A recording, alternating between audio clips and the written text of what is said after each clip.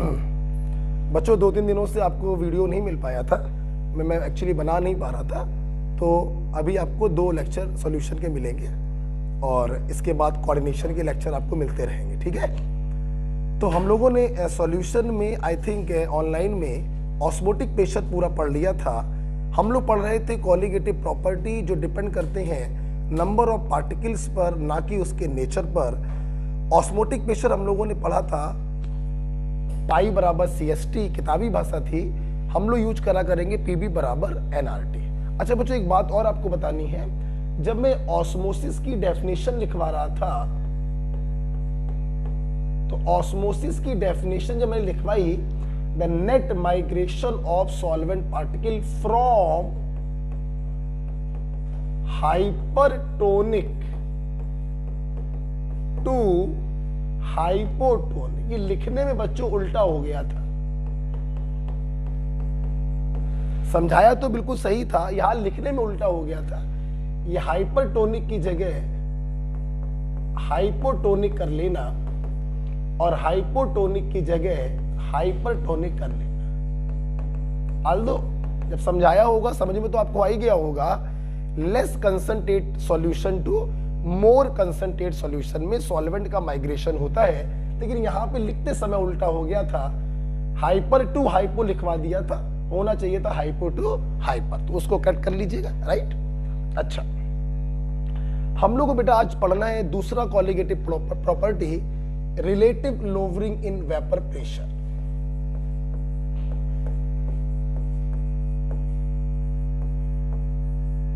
Relative lowering in vapour pressure. तो सबसे पहले हम लोग को देखना पड़ेगा कि व्हाट इज वेपर प्रेशर। जब वेपर प्रेशर समझ में आएगा तो relative lowering in vapour pressure भी समझ में आएगा। व्हाट इज वेपर प्रेशर लिखेंगे साथ में, the pressure exerted by vapor, the pressure exerted by vapor on the surface of liquid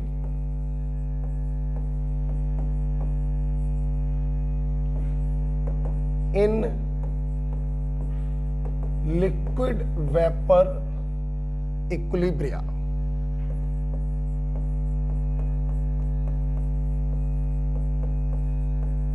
At constant temperature, at constant temperature। जरा देखिए बेटा, मान लीजिए ये हमारे पास कोई बर्तन है जिसमें मैंने प्योर सॉल्वेंट को भर दिया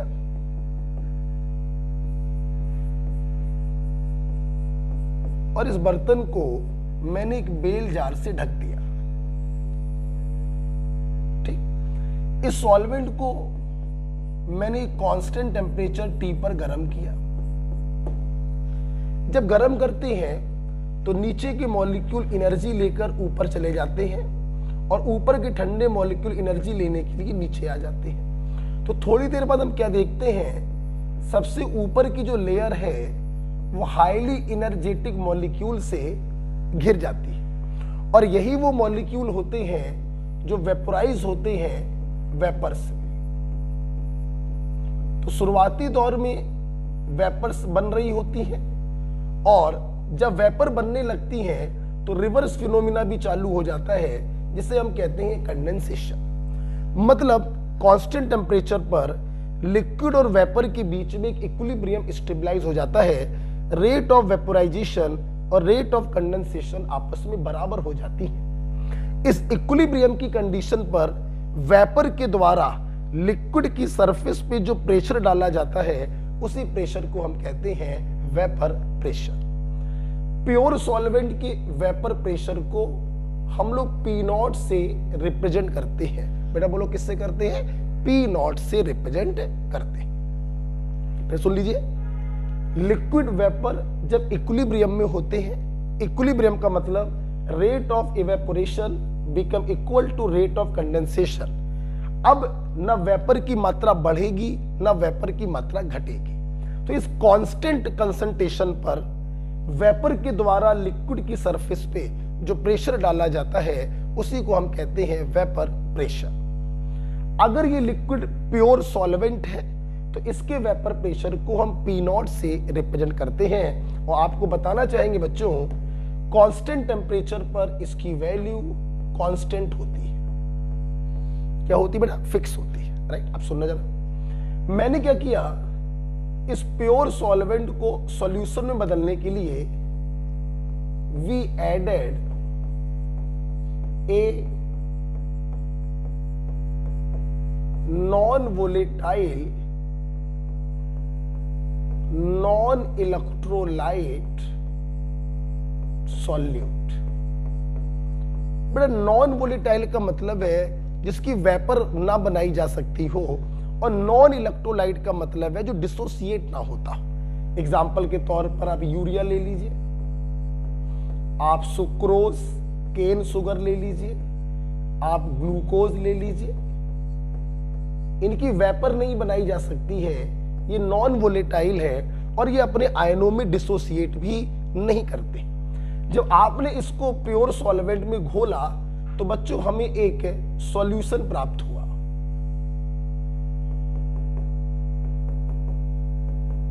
ये देखिए, हमें एक सॉल्यूशन प्राप्त हुआ और हमने इस सॉल्यूशन के वेपर प्रेशर को मेजर करने के लिए इसको भी हमने बेल जार से ढक दिया। ये एक सॉल्यूशन प्राप्त हो गया। हमने इसको भी उसी कांस्टेंट टेम्परेचर T पर गर्म किया। जब गर्म करेंगे क्या होगा, सॉल्वेंट के पार्टिकल और सॉल्यूट के पार्टिकल एनर्जी लेकर सबसे ऊपर वाली लेयर में इकट्ठे हो जाएंगे। लेकिन चूंकि हमारा सॉल्यूट जो है वो नॉन वोलेटाइल है, तो यहां पर जब इवेपोरेशन होगा तो सॉल्वेंट की मात्रा चूंकि एनर्जेटिक लेयर में कम हो गई है, तो वेपर का फॉर्मेशन भी क्या होगा, कम होगा और डायनेमिक इक्विलिब्रियम स्टेबलाइज होगा। यहां पर एनर्जेटिक लेयर में सिर्फ सॉल्वेंट के ढेर सारे मॉलिक्यूल थे, इवेपोरेशन ज्यादा हुआ, वेपर का फॉर्मेशन ज्यादा हुआ, वेपर प्रेशर भी ज्यादा हुआ। यहां पे सॉल्वेंट के साथ साथ कुछ सॉल्यूट के पार्टिकल आ गए, तो सॉल्वेंट के पार्टिकल कम हो गए तो वेपर का फॉर्मेशन कम होगा, उसका वेपर प्रेशर भी कम होगा। इसे हम लोग डिनोट करते हैं PS से। मतलब हम लोग देख रहे हैं जब किसी सॉल्वेंट में कोई नॉन वोलेटाइल सॉल्यूट डाला जाता है तो उसका वेपर प्रेशर कम हो जाता है। इसी कमी को हम लोग कहते हैं लोवरिंग इन वेपर प्रेशर। क्या कहते हैं? Lowering in vapour pressure. आप थोड़ी देर में लिख लीजिएगा पॉज करके। तो यहां पर हम लोग पढ़ेंगे कि डेल्टा P, या ऐसे नहीं ऐसे लिख लेते हैं, 10 lowering in vapour pressure delta P is equal to P0 minus PS। जब किसी प्योर सॉल्वेंट में किसी नॉन वोलेटाइल सॉल्यूट को डाला जाता है तो उसका वेपर प्रेशर कुछ कम हो जाता है। इस कमी को, इस डिक्रीमेंट को, इस घटोतरी को हम बोलते हैं lowering in vapour pressure. Delta P बराबर P0 माइनस PS। फील करिए, P0 की वैल्यू तो फिक्स है। सोचो अगर इसमें हम सॉल्यूट की मात्रा और बढ़ा दें तो वेपर का फॉर्मेशन और कम होगा, वेपर प्रेशर और कम होगा। कहने का तात्पर्य ये जो PS है ये फिक्स वैल्यू नहीं है, ये एक वेरिएबल क्वांटिटी है। ये एक वेरिएबल क्वांटिटी है। अगर कंसंट्रेशन बढ़ाओगे, सॉल्यूट का अमाउंट बढ़ाओगे तो वेपर प्रेशर ऑफ सॉल्यूशन कम हो जाएगा। मतलब ये एक वेरिएबल क्वांटिटी होती है और इस कमी को हम लोग कहते हैं lowering in vapour pressure. Okay, तो आप लोगों ने वेपर प्रेशर पढ़ा। लिक्विड वेपर इक्विलिब्रियम पर वेपर के द्वारा जो प्रेशर डाला जाता है उसे हम उसका वेपर प्रेशर कहते हैं। प्योर सॉल्वेंट का वेपर प्रेशर P0 से और सॉल्यूशन का वेपर प्रेशर पीएस से डिनोट करते हैं। सॉल्वेंट का वेपर प्रेशर ज्यादा होता है और सॉल्यूशन का वेपर प्रेशर कुछ कम होता है। इस कमी को हम कहते हैं lowering in vapour pressure, right.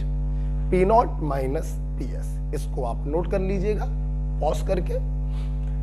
जब वेपर प्रेशर की हम बात करते हैं तो यहां पर एक बात हम और बताना चाहेंगे, सोचा जाए बेटा, ये जो वेपर प्रेशर है it is inversely proportional to intermolecular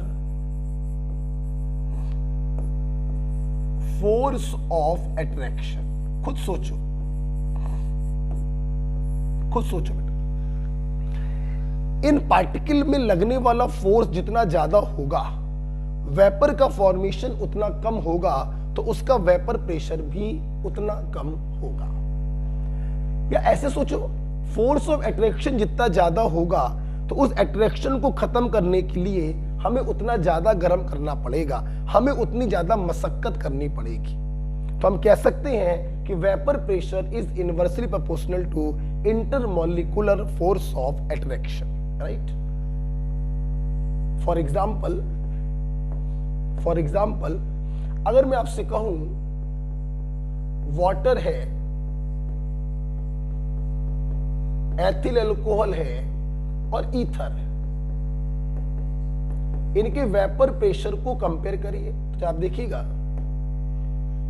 इन दोनों में हाइड्रोजन बॉन्डिंग है।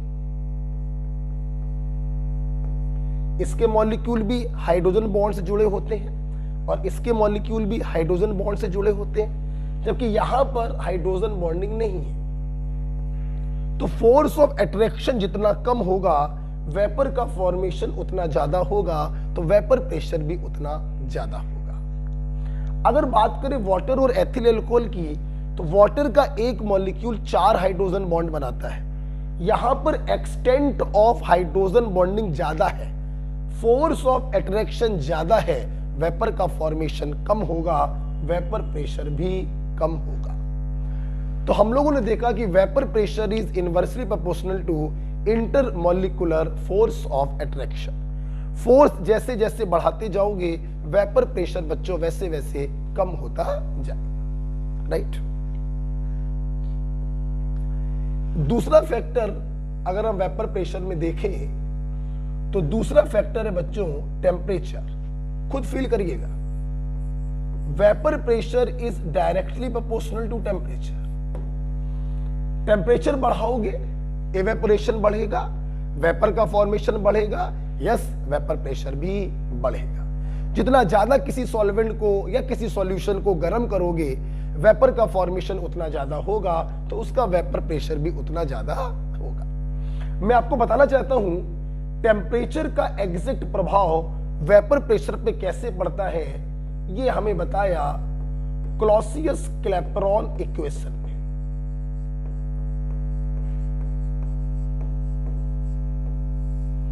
क्लॉसियस-क्लैपेरॉन इक्वेशन हमें बताती है कि वेपर प्रेशर टेम्परेचर के साथ कैसे डायरेक्टली वेरी करता है। और बच्चों ये इक्वेशन है d/dt ln P is equal to delta HV upon RT square।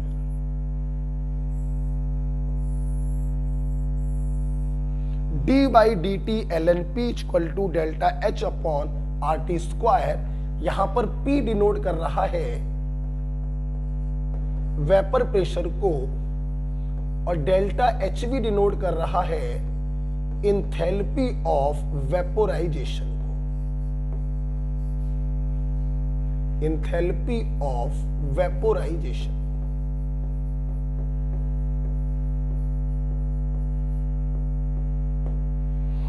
तो d/dt ln P equal to delta HV upon RT square, इसमें कोई हेल्प नहीं कर पाएंगे हम आपको ये याद करना है।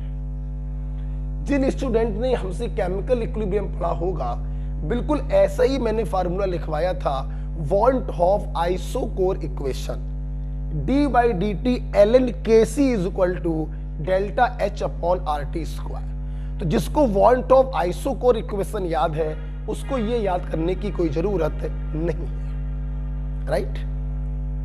आपको अगर याद हो वॉन्ट ऑफ आइसोकोर इक्वेशन, तो इसी को जब हम लोग सॉल्व करते हैं तो हमें दूसरी इक्वेशन मिलती है ln p is equal to minus का delta h upon R T plus C.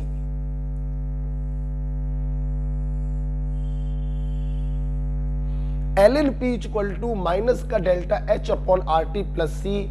याद ही करना है बच्चों, क्योंकि इंटीग्रेट करके दिखाएंगे तो प्रॉब्लम हो सकती है।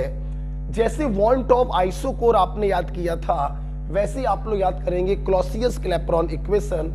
वहां पर केसी था, यहां पर वेपर प्रेशर आ गया है, बस कोई अंतर नहीं है। वहां पे था ln kc equal to minus का delta h upon R T plus C, कुछ याद आया। और यहां पर अगर हम लोग मान लें कि T1 टेम्परेचर पर वेपर प्रेशर P1 है और T2 टेम्परेचर पर वेपर प्रेशर P2 है, कहने का मतलब यहां T1 रखो, यहां P1 रखो, एक इक्वेशन, फिर यहां T2 रखो या P2 रखो, दूसरी इक्वेशन, फिर दूसरे से पहले को जब हम माइनस कर देते हैं, अगर आपने ये लिख लिया हो, आप वीडियो को पॉज करके लिख सकते हैं।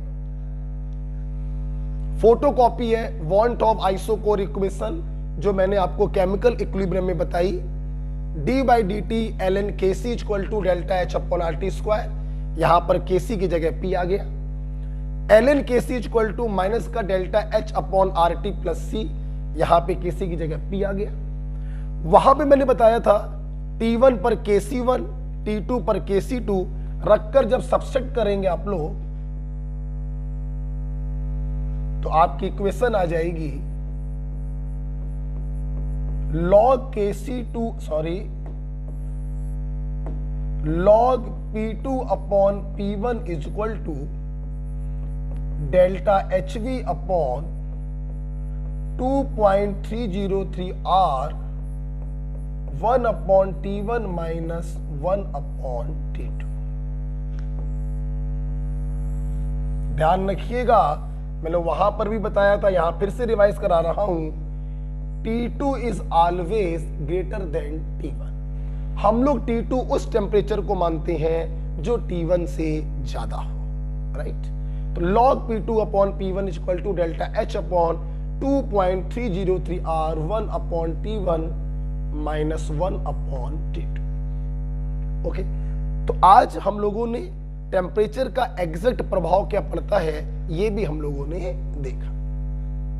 तो आइए बेटा, वेपर प्रेशर वो क्या होता है मैंने आपको बताया।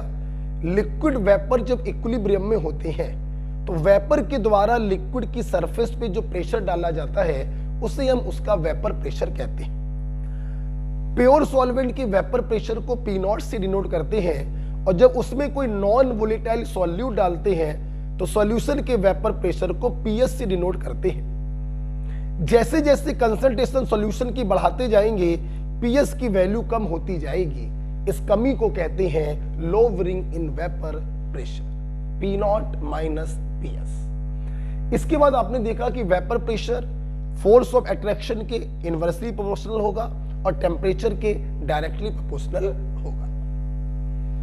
जब बच्चों इतना डिस्कशन हम लोग कर लेते हैं तो इसके बाद बहुत ही इंपॉर्टेंट चीज पढ़ने जा रहे हैं, इसको हटाऊंगा मैं, लिख लिया होगा।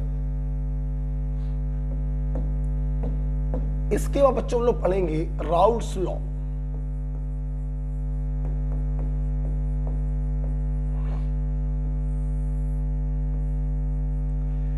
सबसे पहले आपको बताना चाहेंगे इट इज एप्लीकेबल फॉर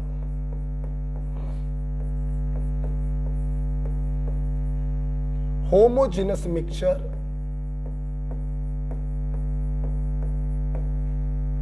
और कंप्लीटली मिक्सबल लिक्विड।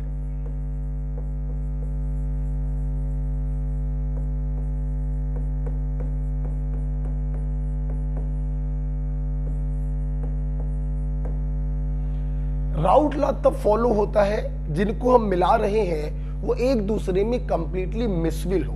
जैसे वाटर में अल्कोहल मिलाइए, दारू का पैक बनाइए, क्या होता है, दोनों कंप्लीटली मिसविल होते हैं। हाँ, राउट लॉ लगेगा। पानी में शक्कर मिला के शरबत बनाइए, एक सॉल्यूशन बन गया, शरबत बन गया, यस ये होमोजेनस है, राउट लॉ फॉलो होगा, राइट। तो Raoult law is applicable only for homogeneous mixture या कंप्लीटली मिसविल लिक्विड। ठीक, अब बात हम लोग ये करते हैं राउट्स लॉ से निकालते क्या है, सुनिएगा। इसका यूज है टू कैलकुलेट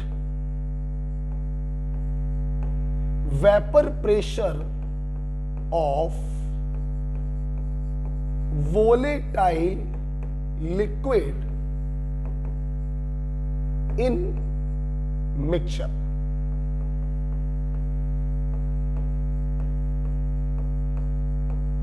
आपने ये जो होमोजेनस मिक्सचर बनाया है उसमें जो कंपोनेंट वोलेटाइल है, जिसकी वेपर बन सकती है, उसके वेपर प्रेशर को हम कैलकुलेट करते हैं राउट्स लॉ से। और राउट्स लॉ हमसे बच्चों कहता है कि partial pressure of volatile liquid, सुनना, पार्शियल प्रेशर बोलिए या वेपर प्रेशर बोलिए, जब दो लोग एक जगह पे रखे हुए हैं तो उनके वेपर प्रेशर को हम पार्शियल प्रेशर बोल देते हैं, बात एक ही है। Partial pressure of volatile liquid बराबर mole fraction of that liquid multiplied by its pure state vapour pressure. ध्यान रखिएगा, प्योर स्टेट वेपर प्रेशर का मतलब होता है जब वो लिक्विड अकेला था, जब वो लिक्विड ऐसे सॉल्वेंट बिहेव कर रहा था। प्योर स्टेट वेपर प्रेशर, आपको मालूम है इसकी वैल्यू क्या होती है, फिक्स होती है, राइट। राउट्स लॉ में आपको बच्चों सिर्फ ये फार्मूला याद होना चाहिए कि partial pressure of a volatile liquid is equal to mole fraction of that liquid multiplied by pure state vapour pressure. Okay, तो partial pressure of volatile liquid बराबर mole fraction of that volatile liquid multiplied by pure state vapour pressure. बहुत important है और ये आपको याद होना चाहिए। राउट लॉ को समझाने के लिए मैं दो केस बनाता हूं, आप इसको लिख लीजिए।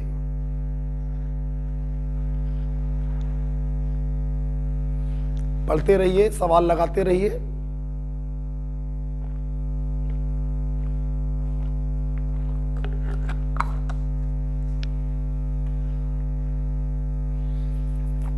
ओके, ठीक है बेटा। तो आइए, राउट लॉ का जो फार्मूला आपने पढ़ा टू कैलकुलेट वेपर प्रेशर या partial pressure of volatile liquid, आइए इस पर और कॉन्फिडेंस लाने के लिए कुछ आगे चलते हैं। मैंने बच्चों दो केस बनाए, इसको हटाऊंगा मैंने दो केस बनाए हैं राउट लॉ को समझाने के लिए। केस नंबर 1 है लिक्विड लिक्विड सॉल्यूशन। हमने जो मिक्सचर बनाया है, जो सॉल्यूशन बनाया है, वो दो वोलेटाइल लिक्विड को मिला के बनाया। एग्जाम्पल के तौर पर वाटर ले लो और एथिल अल्कोहल ले लो, दोनों को मिला दिया, एक सॉल्यूशन तैयार हुआ।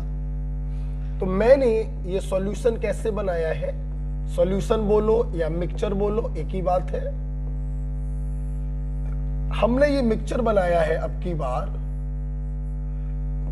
वोलेटाइल लिक्विड ए और वोलेटाइल लिक्विड बी को मिला के। अब समझना, दोनों चूंकि वोलेटाइल लिक्विड है तो दोनों का अपना अपना प्योर स्टेट वेपर प्रेशर होगा। प्योर स्टेट वेपर प्रेशर एक फिक्स क्वांटिटी होती है, जिसका मतलब होता है जब वो लिक्विड अकेला था तो उसका प्रेशर कितना था। That is called pure state vapour pressure represented by P not and it is a constant value at constant temperature. Of course, चूंकि बच्चों ये मिक्सचर है तो कुछ मोल फ्रैक्शन ए का होगा, कुछ मोल फ्रैक्शन बी का होगा। अब देखना, हमें निकालना था partial pressure of volatile liquid A, तो मोल फ्रैक्शन ऑफ ए में उसके प्योर स्टेट वेपर प्रेशर से मल्टीप्लाई कर दो। हमें निकालना था partial pressure of volatile liquid B, तो उसके मोल फ्रैक्शन में उसके प्योर स्टेट वेपर प्रेशर से मल्टीप्लाई कर दो। लगा दिया राउटला। जब आपने राउटला लगा दिया तो क्या आप इस मिक्सचर का टोटल वेपर प्रेशर नहीं निकाल सकते? That is partial pressure of A plus partial pressure of B. Total vapour pressure की जगह पर हम लोग ऐसे भी लिख सकते हैं, vapour pressure of solution, partial pressure of A हो जाएगा XA into P naught A plus XB into P naught B. कोई फार्मूला बच्चों ये नहीं है, ना आपको ये याद करना है। ऐसे ही मैंने एक केस बनाया आपको समझाने के लिए कि राउट्स लॉ को कैसे अप्लाई करते हैं, राउट लॉ के फार्मूले को कैसे लगाते हैं। सबके पार्शियल प्रेशर को जोड़ दोगे तो total vapour pressure of mixture आ जाएगा, राइट। तो PS बराबर XA into P naught A plus XB into P naught B.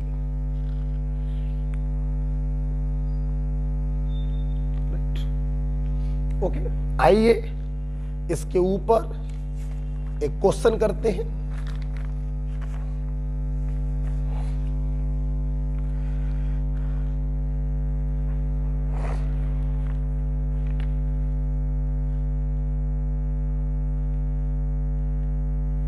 आइए एक सवाल करते हैं।